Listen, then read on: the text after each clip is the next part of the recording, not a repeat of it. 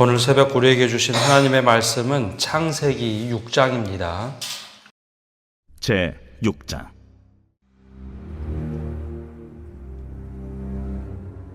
사람이 땅 위에 번성하기 시작할 때 그들에게서 딸들이 나니 하나님의 아들들이 사람의 딸들의 아름다움을 보고 자기들이 좋아하는 모든 여자를 아내로 삼는지라.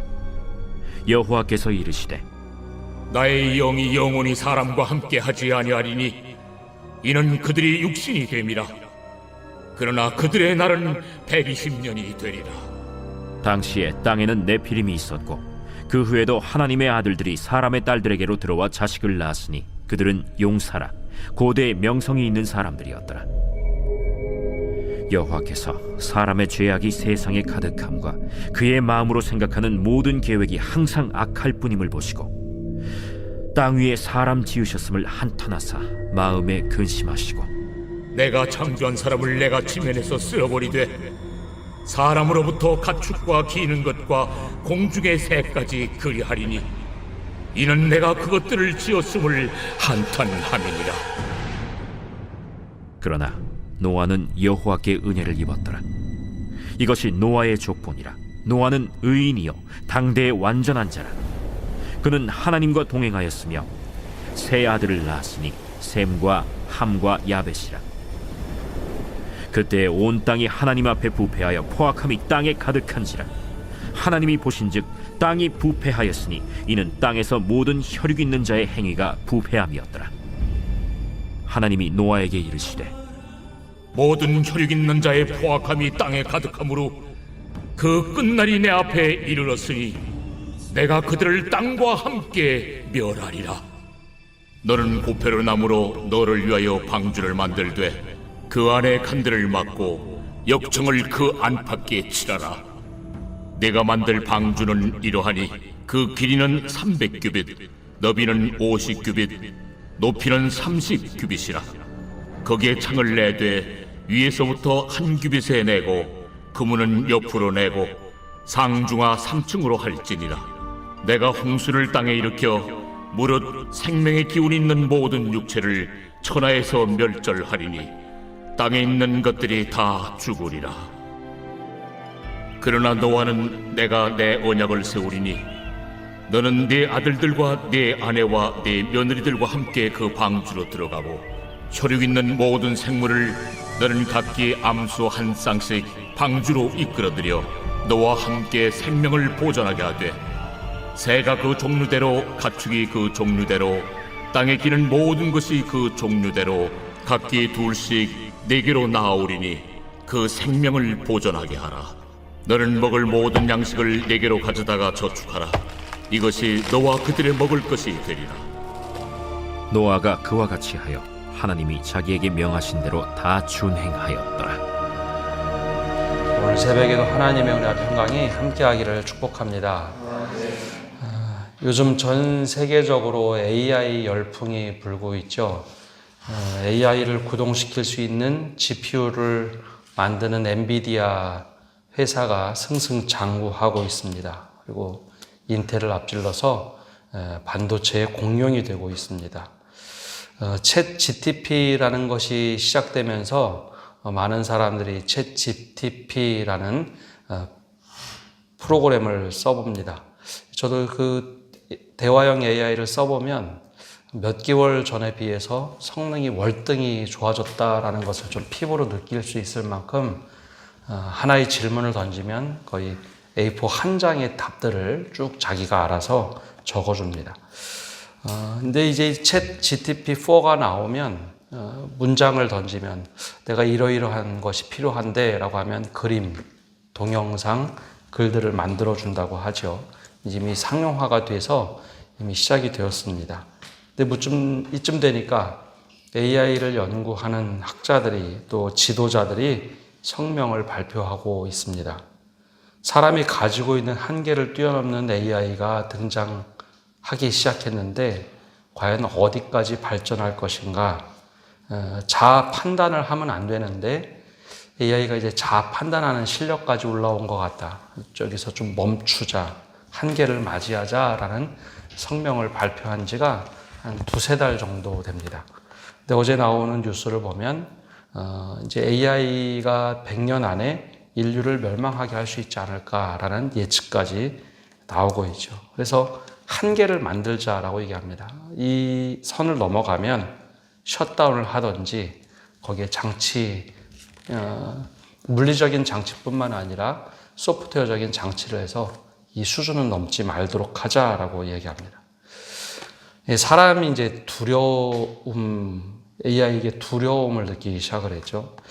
하나님이 사람을 만들 때 하나님의 형상대로 사람을 짓고 생명을 불어넣고 하나님과 똑같은 비슷한 존재를 만드시면서 자유의지를 주셨습니다. 네가 마음대로 해도 된다. 단 하나 한계를 만들어 놓은 것이 선악을 알게 하는 나무의 열매를 먹지 말아라. 그리고 생명나무는 특별히 말씀하지 않으셨지만 생명나무는 나중에 선악을 알게 하는 나무의 열매를 먹은 사람에게서 분리를 시켜버리죠.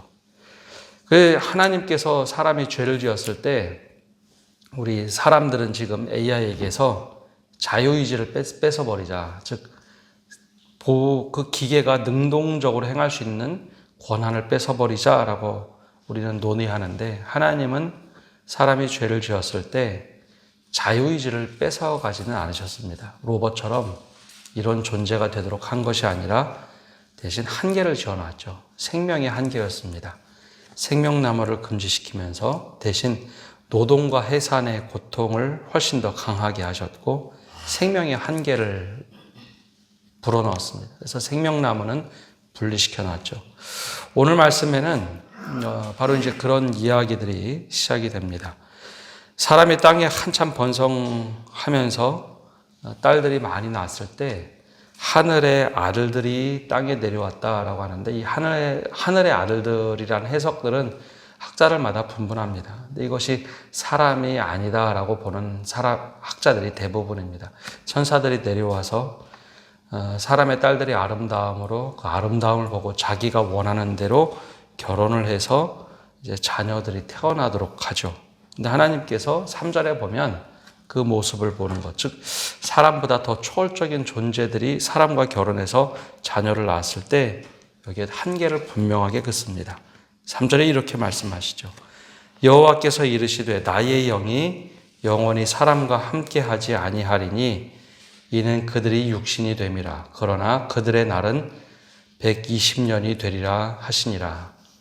이제 아담의 족보에 나오는 열대까지 나오는 족보를 보면 수백 년을 살던 사람들. 그런데 하나님께서 내가 이제 더 이상 영으로 함께하지 아니하겠다. 영원히 함께하지 아니하겠다라고 하면서 사람들이 이제 육신, 타락한 존재로만 살아가는 존재가 됐다. 생명에서 육신으로만 살아가는 존재가 됐다. 그러면서 그 날이 120년이 되리라 라고 하면서 생명의 한계를 딱 규정합니다. 그래서 아무리 초인적인 존재가 내려와서 사람들과 함께 자녀가 태어나도 그것을 넘지 못하도록 120년의 수명을 불어넣으시죠. 이제 이것이 이제 처음에 아담의 후예들과는 좀 다른 상황입니다. 네피림을 통해서 장수가 나더라도 힘이 굉장하고 권력을 가지고 있는 것 같아도 연수는 120년으로 한계가 지어집니다. 이것이 하나님께서 사람에게 만들어 놓은 영원성 없는 존재입니다. 그런데 여기서 끝나지 않습니다. 5절에 하나님께서 걱정하는 모습들이 이제 등장을 합니다. 5절의 말씀에 이렇게 되어 있습니다. 여호와께서 사람의 죄악이 세상에 가득함과 그의 마음으로 생각하는 모든 계획이 항상 악할 뿐임을 보시고, 성경은 사람이 이런 존재라는 겁니다. 원래 하나님의 형상으로 지음을 받아서 선하게 지음 받았지만 죄가 들어오면서 모든 관심은 나 중심으로 바뀌었다라는 거죠. 하나님과 함께 살아가는 존재, 또 돕는 배필과 함께 살아가야 될 존재, 피조물과 함께 살아가야 되는데 죄가 들어오면서 에너지가 확 바뀌었습니다. 이타적인 존재가 이기적인 존재로 바뀌었죠. 그래서 나에게 가장 선한 것은 나에게 이익이 되는 것을 선하다라고 생각하며 살아가는 존재가 사람이라는 겁니다. 그래서 대부분은 나를 중심으로 한 이익, 이것을 추구하며 살고 타인을 아프게 하고 힘들게 하는 존재. 공존보다는 독존을 더 중요하고 선호하는 존재가 사람이라는 거죠. 물론 이렇게 생각할 수 있습니다. 사람 중에도 선하게 살려는 사람이 있다라고 하죠. 맞습니다. 선하게 살려고 하는 노력이 있죠. 근데 아무리 사람이 선하게 살려고 하더라도 그 선하게 살려고 하는 사람의 에너지를 악하게 만들 수 있는 게 또 사람입니다.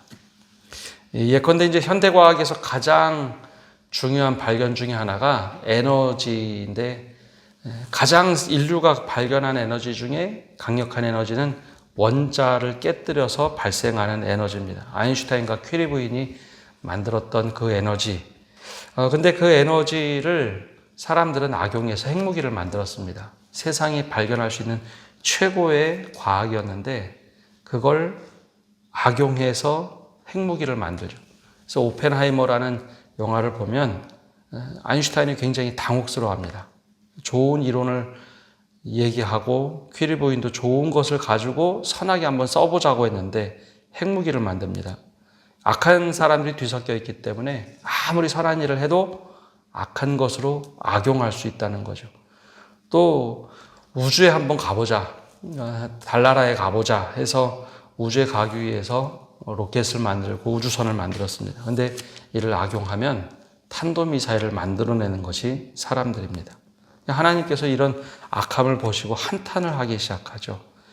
이 생명의 한계를 불어넣지 않았다면, 1000년씩 사는 존재였다면 아마 세상의 죄가 훨씬 더 가득 차고 하나님의 근심과 걱정이 됐을 겁니다. 그래서 하나님께서 어떤 마음을 가지셨는가? 6절에 보면 이렇게 말씀합니다. 땅 위에 사람 지으셨음을 한탄하사 마음에 근심하시고, 창조한 6째 날 마무리를 하시고 나서 하나님이 하셨던 말씀이 있습니다. 보기에 심히 좋았더라. 6째 날까지 창조하고 모든 것이 다 괜찮아서 심히 좋았더라라고 한 것이 엊그제 같은데 사람 지으셨음을 보고 한탄하시고 마음에 근심하셨다. 그래서 하나님이 결정한 것이 7절입니다. 이르시되 내가 창조한 사람을 내가 지면에서 쓸어버리되 사람으로부터 가축과 기는 것과 공중의 새까지 그리하리니 이는 내가 그것들을 지었음을 한탄함이니라 하시니라. 더 이상 이런 식으로는 안 되겠다. 하나님이 근심하고 한탄하시죠. 근데 이 하나님을 보면 전능하신 하나님, 그리고 전지하신 하나님, 당신 뜻대로 다 할 수 있는데 여기서 보면 좀 무기력한 아버지처럼 보입니다. 자식들에게 자유를 다 준 후에 자식들이 등 돌렸을 때 내치기보다는 이거 어떻게 하냐 하면서 돌아서는 사람들을 무릅써 있는 아버지의 모습으로 묘사가 되어 있죠. 한탄하시는 아버지. 그래서 하나님께서 선택한 것이 노아입니다. 그래서 9절에 이렇게 시작을 합니다. 이것이 노아의 족보니라. 앞에 나왔던 족보를 언급하면서 그러면서 노아는 의인이요 당대의 완전한 자라. 그는 하나님과 동행하였으며 에녹처럼 하나님과 동행하고 의인이었다라고 얘기하죠. 그러니까 죄가 세상에 차고 넘치도록, 옛날 성경엔 이것을 관영이라고 표현했습니다. 죄가 차고 넘치고 있다. 근데 그 세상에서 어떻게 하면 하나님 앞에 의롭게 살아갈지, 그리고 당대의 완전한 자로서 하나님과 늘 동행하는 에녹처럼, 그리고 나중에 성경에 나온 욥처럼 하나님 앞에 바로 서려고 했던 사람이 노아였습니다. 그래서 하나님이 노아를 오랫동안 주목하시고 노아를 보시고 그를 택하시죠. 은혜를 입히시고 그를 통해서 새로운 사람들을 만들고자 했습니다. 즉 모두가 다 죄 속에 있을 때 그가 정말 의롭게 살아가니까 이 사람을 통해서 새롭게 한번 만들어보자. 새로운 창조처럼 하나님이 일하신 것이 바로 노아의 홍수였습니다. 그래서 하나님이 이 세상을 다시 한번 규정하시는 것이 11절과 12절입니다. 그때에 온 땅이 하나님 앞에 부패하여 포악함이 땅에 가득한지라. 하나님이 보신즉 땅이 부패하였으니 이는 땅에서 모든 혈육이 있는 자의 행위가 부패함이었더라. 말씀을 거슬러 올라가 보면 사람이 죄를 지었을 때 사람만 벌 받아야 되죠. 사람이 잘못했으니까 사람만 에덴 동산에서 쫓겨나고 벌을 받으면 되는데, 그때 하나님이 그들이 밟고 있는 땅에서 티끌을 모아서, 흙을 모아서 사람을 만드셨기 때문에 땅을 하나님이 저주하셨습니다. 엉겅퀴가 나고 잡초들이 막 나는 땅. 그런데 그 땅에서 사는 사람들이 계속 땅을 황폐하게 만들자 하나님이 땅에서 나는 모든 혈육들이 부패하였구나. 그래서 땅을 새롭게 싹 정리하는 방법이, 우리로 얘기하면, 쉽게 얘기하면 물 청소하듯이 새롭게 청소하고 새롭게 시작하는 거였습니다. 그래서 하나님이 택하신 것이 노아, 의롭게 사는 자였습니다. 그래서 노아에게 명령을 하시죠. 노아에게 명령하신 것이 방주를 만들어라 라는 거였습니다. 방주는 배가 아닙니다. 우리는 배라고만 생각하는데 방주라는 원래 뜻은 상자입니다. 상자.